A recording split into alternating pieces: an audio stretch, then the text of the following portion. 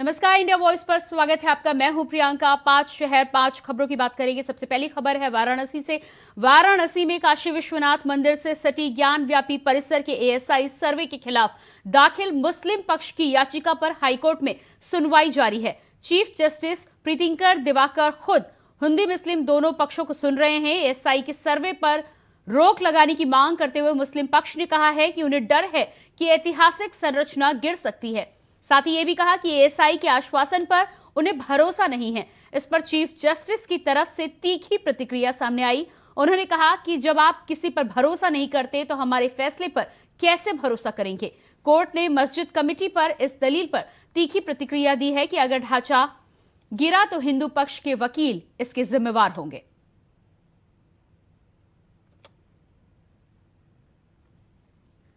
तो एएसआई सर्वे को लेकर सुनवाई में लगातार दोनों पक्षों की ओर से तीखी बहस जारी है। इसमें मुस्लिम पक्ष का साफ कहना है कि उन्हें डर है कि मस्जिद के मौजूदा ढांचे को नुकसान पहुंच सकता है। इस पर जज ने तीखी प्रतिक्रिया देते हुए कहा है कि यदि तमाम भरोसा दिलाने के बावजूद भी आपको भरोसा नहीं है तो कोर्ट के फैसले पर किस तरह से आप यकीन कर पाएंगे।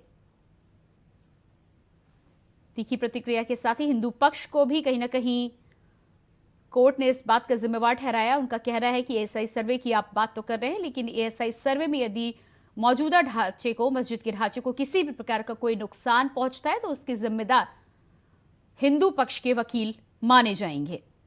तो इसमें दोनों ही तरफ से तीखी प्रतिक्रिया लगातार जारी है। कुल मिलाकर इस पूरे मुद्दे में कवायद ये की जा रही है। मुस्लिम पक्ष की ओर से ये कोशिशें हैं लगातार कि किसी तरह सर्वे को टाल दिया जाए और 1 हफ्ते की मोहलत उनके वकील ने मांगी है कि 1 हफ्ते के लिए फिलहाल सर्वे को टाला जाए। उसके बाद वो आगे की कार्रवाई पर गौर करेंगे, आगे क्या कुछ करना है। वही हिंदू पक्ष का साफ तौर पर कहना है कि मुस्लिम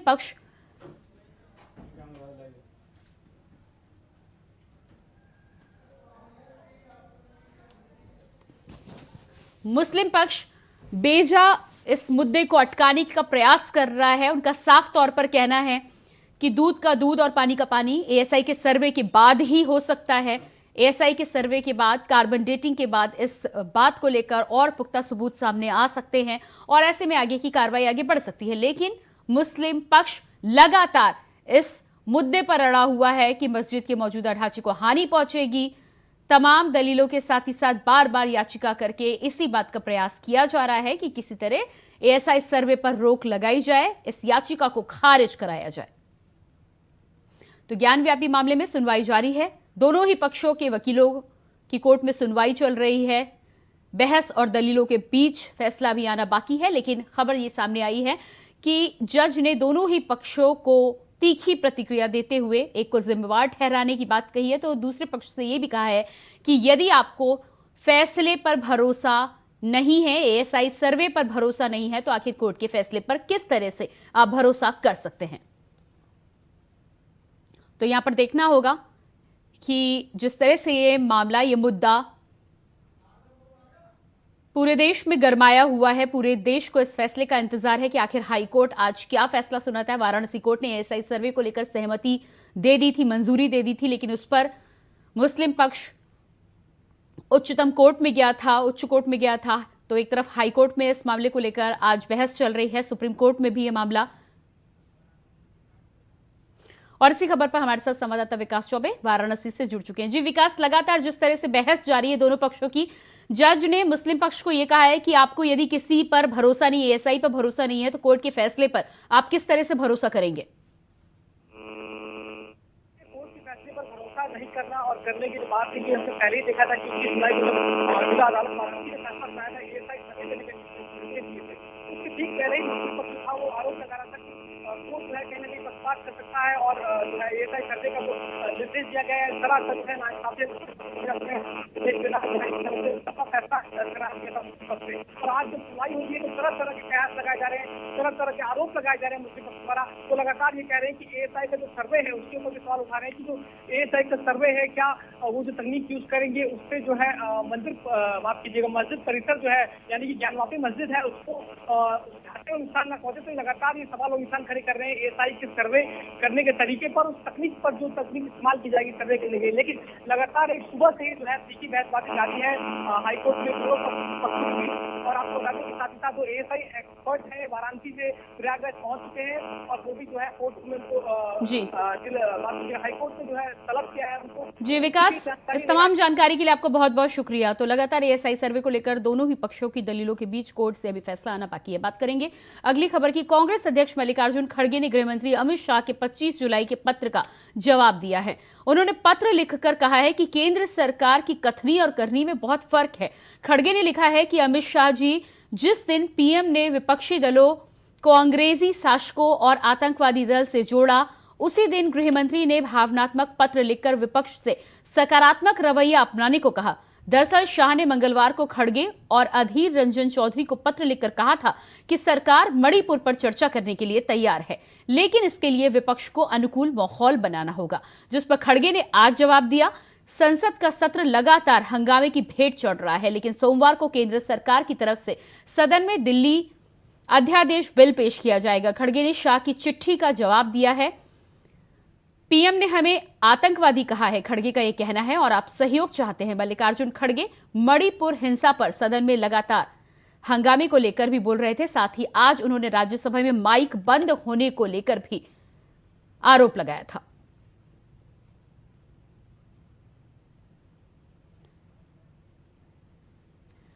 तो कांग्रेस अध्यक्ष मल्लिकार्जुन खड़गे ने गृह मंत्री अमित शाह की चिट्ठी का जवाब देते हुए कहा है कि एक तरफ तो प्रधानमंत्री इंडिया की तुलना ईस्ट इंडिया कंपनी से करते हैं, पीएफआई से करते हैं, और दूसरी तरफ आप सहयोग की अपील कर रहे हैं। इस पूरे मामले में लगातार राजनीतिक गलियारों में गहमा-गहमी देखने को मिल रही है।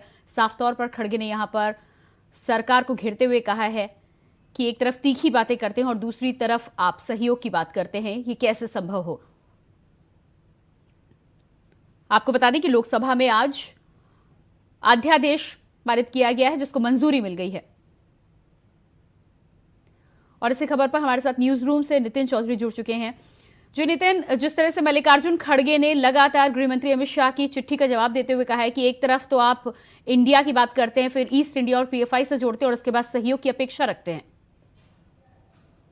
देखिए, बिल्कुल जिस तरीके से संसद में मानसून सत्र को लेकर देश के प्रधानमंत्री नरेंद्र मोदी ने खुद इंडिया को लेकर जो है बात की थी कि इससे जो है पीएफआई से जोड़ते हैं, एक तरफ जो है तीखी बहस को लेकर जो है वो इस पर चर्चा कर रहे हैं। लेकिन उसके बाद मल्लिकार्जुन जो खड़गे हैं, उन्होंने साफ तौर पे कहा है कि हमसे जो है सहयोग की भी बात करते हैं, क्योंकि जिस तरीके से देखा जा रहा था संसद के अंदर जो विपक्ष है पूरी तरीके से गर्मा गर्मी देखने को मिल रही थी। लेकिन उसके बाद बता दें कि अमित शाह ने खुद इस बात को लेकर उनकी चिट्ठी पर जवाब दिया, कहा है कि मुझे अभी 25 तारीख में आपकी चिट्ठी जो है प्राप्त हुई है, उसमें जो पूरे सवालों का जवाब देने के लिए हम लोग तैयार हैं, चर्चा करने के लिए तैयार है। क्योंकि मानसून सत्र से जो सदन है वो चल रहा था, तो काफ़ी दिन से लगातार उसमें बहसा-बहसी होने को देखने को मिल रही थी। लगातार जो विपक्ष के लोग थे वो जम के हमला बोल रहे थे देश के प्रधानमंत्री नरेंद्र मोदी पर। लेकिन उसके बाद भी गृह मंत्री अमित शाह ने भी ये मोर्चा संभाला। उन्होंने खुद आके संसद के सदन में कहा कि जिस तरीके से हम चर्चा के लिए तैयार हैं, विपक्ष तैयार तो हो, लेकिन विपक्ष पूरी तरीके से हमलावर हो रहा था। तो उसको देखते हुए साफ तौर पर जो है मल्लिकार्जुन खड़गे ने जो है इंडिया की बात कही थी, जो इंडिया का जो एकजुट होकर जो प्रयास किया जा रहा था, विपक्ष एकजुट हो रहा था,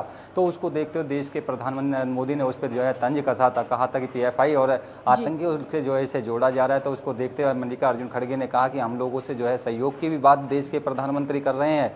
लेकिन उससे पहले लगातार हमलावर जो है विपक्ष लगातार हो रहा था, मणिपुर मुद्दे को लगातार ऊपर जो है उठा रहा था। सदन के अंदर लगातार सदन में चर्चा के लिए भी तैयार है प्रधानमंत्री और अमित शाह। दोनों लोगों ने जो है कहा सदन के अंदर कि हम तैयार हैं चर्चा के लिए। आखिरकार तैयार तो विपक्ष हो, लेकिन विपक्ष लगातार जो है हमला बोलने में तैयार था, क्योंकि इस तरीके की जब घटना सामने आई थी तो उससे पहले देश के प्रधानमंत्री नरेंद्र मोदी ने जो है लोगों को जो संबोधित किया था, मीडिया से सामने रूबरू हुए थे। लेकिन उन्होंने कहा कि जल्दी से जल्दी एक्शन लिया जाएगा। मणिपुर के जो मुख्यमंत्री हैं उनसे भी उन्होंने बात की थी कि आखिरकार कब तक एक्शन होगा। उससे पहले जो है देश के प्रधानमंत्री नरेंद्र मोदी से इस्तीफा की भी बात की जा रही थी, वो इस्तीफा दें और मणिपुर के जो मुख्यमंत्री हैं वो भी इस्तीफा दें, क्योंकि विपक्ष पूरी तरीके से हमलावर हो रहा था उस समय। जी बिल्कुल, तो हमलावर हो रहा है। साथ ही साथ जिस तरह से मणिपुर को लेकर अविश्वास प्रस्ताव भी आज लोकसभा में लाया गया है, क्या लगता है आपको कि चिट्ठी का जवाब, उधर अविश्वास प्रस्ताव, कहीं ना कहीं पूरी कोशिश हो रही है कि सुर दोनों तरह से ना मिले और संसद की कार्रवाई इससे लगातार बाधित होती ही रहेगी? क्या कहना है आपका?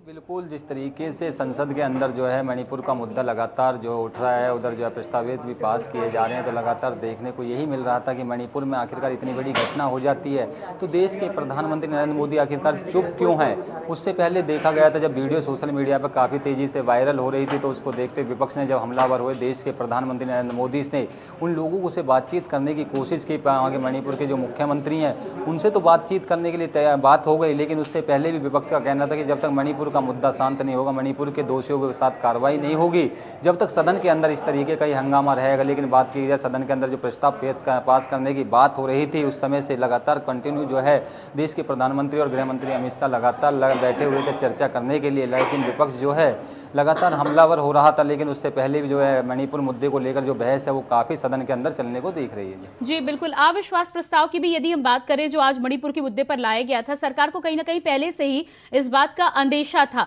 यदि इस मुद्दे पर भी सरकार एक बार फिर से विपक्ष को नाकाम करने में कामयाब हो जाती है तो अगला क्या स्ट्रैटेजी, क्या एंगल हो सकता है विपक्ष का? देखिए बिल्कुल, जिस तरीके से विपक्ष पहले से हमलावर है मणिपुर को लेते हुए और अध्यादेश जो बिल पास करने की बात यहाँ पर कर रहे थे, लगातार जो बिल की बातें हो रही थी उसको भी पास करने के लिए विपक्ष पहले से हमलावर था कि एकजुट होने का प्रयास जो कर रहा था, लगातार विपक्ष जो है हमलावर हो रहा था। उससे कहा जा रहा था कि विपक्ष की तरफ से कि हम जो है प्रधानमंत्री नरेंद्र मोदी को हटाने का जो प्रयास लगातार कर रहे थे, विपक्ष एकजुट मीटिंग की बातें भी लगातार चल रही थी। पहले पटना में जो बैठक हुई थी, उसके बाद बंगाल में बैठक की जा रही थी, उसको देखते हुए विपक्ष एकजुट की। लेकिन उससे पहले लगातार जब मणिपुर का मुद्दा सामने आ गया तो उसमें जो गर्मागर्मी देखने को मिली, क्योंकि मानसून सत्र जो है सदन है वो चल गया था, तो उससे पहले विपक्ष ने उसमें भी हमला बोला और उसमें साफ तौर पे कहा कि जब तक मणिपुर मुद्दे पर प्रधानमंत्री नरेंद्र मोदी चर्चा नहीं करेंगे तो संसद के अंदर जो हंगामा देखने को मिलता रहेगा। लगातार प्रधानमंत्री और गृह मंत्री लगातार दोनों लोग जो है पूरी तरीके से मोर्चा को संभाले हुए थे। खुद गृह मंत्री अमित शाह ने कल भी कहा कि हम मणिपुर की घटना को लेकर जो है सदन में चर्चा करने के लिए तैयार है विपक्ष, लेकिन आखिरकार तैयार विपक्ष होना चाहिए। विपक्ष जो तैयार ही नहीं हो रहा चर्चा के लिए, लेकिन आखिरकार चर्चा वो किससे करें, क्योंकि इससे देखने को यही मिलता है कि विपक्ष जो है पूरी तरीके से हमलावर हो रहा है, घेरने की प्रयास कर रहा है केंद्र सरकार को, प्रदेश के प्रधानमंत्री नरेंद्र मोदी को, क्योंकि उससे पहले लगातार उन्होंने जो इस्तीफा की बातें की हैं कि प्रधानमंत्री नरेंद्र मोदी इस्तीफा दें और मणिपुर के जो मुख्यमंत्री इस्तीफा दें। जब इतनी बड़ी घटना जब सामने आती है, जब सोशल मीडिया पे ये वीडियो वायरल होने लगती है, तो उसको देखते हुए जब से मुद्दा काफी गरमाई हुई देखने को मिल रहा है। जी नितिन, इस जानकारी के लिए बहुत बहुत शुक्रिया। तो ये थे हमारे सहयोगी न्यूज रूम से नितिन हमारे साथ। बात करते हैं अगली खबर की। केंद्रीय मंत्री प्रहलाद पटेल के साथ सब्सटॉर्शन कॉल का मामला सामने आया है। प्रहलाद पटेल को ये वीडियो कॉल सेक्सटॉर्शन कॉल करके ब्लैकमेल करने वाले गैंग की ओर से की गई थी। केंद्रीय मंत्री की ओर से मिली शिकायत पर कार्रवाई करते हुए दिल्ली क्राइम ब्रांच में इस मामले में 2 लोगों को गिरफ्तार किया है। वहीं मामले में केंद्रीय मंत्री ने लोगों से भी सावधानी बरतने की अपील की है। तो सेक्सटॉर्शन कॉल का यह मामला सामने आया है। प्रहलाद पटेल ने पुलिस से इस मामले की शिकायत की है।